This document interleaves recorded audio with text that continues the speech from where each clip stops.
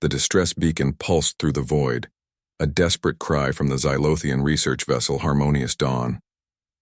Captain Velthar's three-stalked eyes swiveled nervously as he reviewed the sensor data.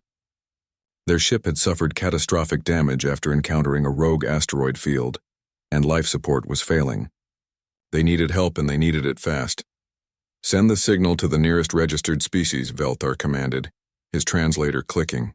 Any civilization capable of faster-than-light travel. What the Xylothians didn't know was that their distress call would reach Earth, a planet the Galactic Council had deliberately excluded from their maps. Earth was classified as a Class 12 death world, a designation reserved for the most hostile environments in the known galaxy. No rational species would evolve there, the Council had reasoned. And if they somehow did, they certainly wouldn't develop space travel before destroying themselves. They were wrong on both counts. Aboard the human vessel Perseverance, Lieutenant Diana Rodriguez was monitoring communications when the alien distress signal broke through. She sat forward in her chair, dark eyes widening as the translation matrix decoded the message. "Captain Adam Chen, you need to hear this," she called out, her fingers dancing across the holographic interface. Adam strode onto the bridge, his muscular frame moving with the efficiency of someone raised in Earth's crushing gravity. At 32, he was young for a ship captain, but humanity's expansion into space had created opportunities for those bold enough to seize them. "What have we got?" he asked, leaning over Jana's station. "Distress call. Alien vessel. Life support failing. They're maybe 4 hours away at maximum burn." She looked up at him, her expression serious. "Adam, this could be first contact." Adam's jaw tightened. Humanity had been searching for other intelligent life for centuries. Now apparently other intelligent life had found them, even if accidentally. "Set course," he ordered. "Maximum speed. And Gianna, wake up the medical team. We don't know what we're walking into." The Perseverance tore through space, its fusion drives pushing harder than most alien vessels could withstand. Humanity had learned to build tough, having crawled out of a gravity well that would crush most galactic species. Their ships reflected that heritage, over-engineered, redundant, and powerful. When they arrived at the coordinates, the sight that greeted them was grim. The Xylothian vessel was venting atmosphere, its hull scarred by countless impacts. Through the viewport, Gianna could see it tumbling slowly, already a tomb if they didn't act fast. "Life signs?" Adam asked. "Detecting 17 beings aboard," Gianna replied, her fingers working the sensors. "Biological readings are weird. Lower body temperature, different atmospheric requirements, but they're definitely alive. Can we dock?" She shook her head. "Their docking port is on the damaged section. We'll have to do this the hard way."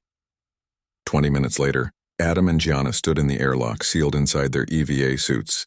The human suits were bulky, designed to protect against the harshness of space radiation and a dozen other hazards that most species never considered. "Remember," Adam said over the comm, "we're representing our entire species right now. Let's make a good impression." They crossed the void between ships using maneuvering thrusters, carrying emergency life support units. When they breached the Xylothian hull and entered, the aliens' fear was palpable. Captain Velthar stared at the two figures in horror. They were massive, each easily twice his mass. They moved through the ship's corridors with terrifying efficiency, their thick suits suggesting they came from a high-gravity world. Deathworlders. They had called Deathworlders. "Please," Velthar chittered, his translator struggling. "We mean no harm. Take what you want. Just spare my crew." Adam removed his helmet and Gianna followed suit. The Xylothians recoiled at their appearance. Bilateral symmetry, forward-facing predator eyes, powerful musculature. "We're not here to hurt you," Gianna said gently, her voice surprisingly soft. "We received your distress call. We're here to help." Over the next 3 hours, the humans worked tirelessly. They patched the hull breaches, their engineering knowledge surpassing anything the Xylothians had seen. Gianna stabilized the injured crew members, her medical training adapting quickly to alien physiology. Adam coordinated the rescue with brutal efficiency, his commands clear and decisive. The Xylothians watched in amazement as these Deathworlders, beings who should have been savage and violent, showed nothing but compassion and competence. Gianna sang softly while treating the wounded, an old Earth lullaby that somehow transcended species. Adam shared ration packs, apologizing that they might not suit alien digestive systems, but offering what he had. When the Harmonious Dawn was stable enough for transport, Adam made the call. "We'll tow you to the nearest repair station," he said. "Your navigation computer should have the coordinates." Velthar's eyes quivered with emotion. "Why? Why would you help us? You're from a death world. You could have enslaved us, taken our technology, left us to die. Why show mercy?" Gianna exchanged a glance with Adam, then smiled.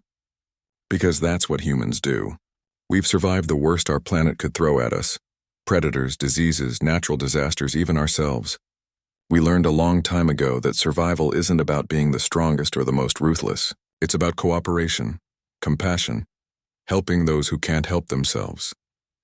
"Your world sounds terrible," Velthar whispered. "It made us who we are," Adam replied. "And who we are is a species that answers distress calls, even from complete strangers." As the Perseverance began towing the damaged vessel to safety, the Xylothians transmitted everything they'd witnessed back to the Galactic Council. The message was clear. Humanity had arrived on the galactic stage, and they were nothing like what anyone expected. They were Deathworlders, yes. But they were also something far more dangerous to the galaxy's comfortable order. They were helpers, healers, and heroes who wouldn't ignore a call for aid.